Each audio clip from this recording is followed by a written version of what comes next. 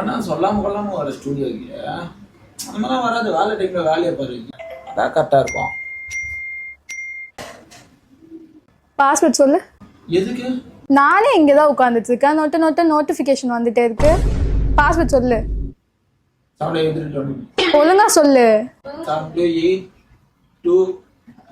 Last number என்ன? 5.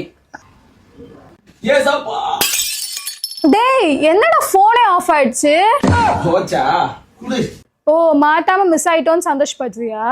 டேய் லூசு, phone fault ஆயிடுச்சுனா புது போனே ரீப்ளேஸ் பண்றாங்க. நீ வாங்குனதே யூஸ் போன், இதுக்கேதா ரீப்ளேஸ்மென்ட் கொடுக்கிறது? யாமால நம்பி இருந்தா நீ எதுக்கு பாஸ்வேர்ட்ல போட்டு செக் பண்ற? வா கூட்டி போய் காட்றேன். சீரோ டைம் ஆயிடுச்சு.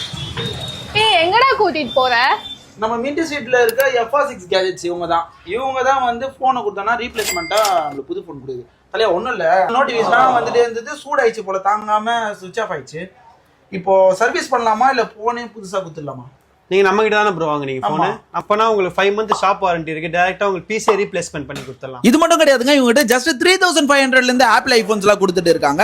ஐபோன்ல எல்லா மாடலும், அது முக்கியமா சொல்ல போனா இப்போ வந்திருக்க 16 Pro Max வரைக்கும் இவங்க கிட்ட யூஸ்டு போன் இருக்கு. இது மூலமா நீங்க ஒரு 30,000-40,000 சேவ் பண்ண முடியும். இது மட்டும் இல்லாம ஜஸ்ட் ஓபன் பண்ண பாக்ஸ், அதாவது அன்யூஸ்டு மொபைல், ஆக்டிவேட்டே பண்ணாத மொபைல் வாங்கும்போது உங்களால 20,000-30,000 கம்மியா வாங்க முடியும். இல்ல சூப்பரான மேட்டர் என்னன்னு பாத்தீங்கன்னா, இவங்க கிட்ட வாங்குற எல்லா யூஸ்டு போனுக்கு பாத்தீங்கன்னா 5 month ரீப்ளேஸ்மெண்ட் வாரண்டி தரது மட்டும் இல்லாம கூடவே ஆக்சசரிஸான temper glass, back case and உங்களுக்கு பவர் பேங்க் இல்ல அடிஷனல் ஏதாவது ஒரு கிஃப்ட் காம்ப்ளிமெண்டரியா கொடுக்குறாங்க. இந்த வீடியோட டீடைலான வீடியோ பார்க்கிறதுக்கு நம்மளோட யூடியூப் சேனல்ல போட்டு செக் பண்ணுங்க. இல்லனா உங்க ஷாப்புக்கே டைரக்டா போய் விசிட் பண்ணாலும் பண்ணலாம். இவங்களோட லொகேஷன் அண்ட் மொபைல் நம்பர் எல்லாமே டிஸ்கிரிப்ஷன்ல கொடுத்திருக்கேன், செக் பண்ணி பாருங்க.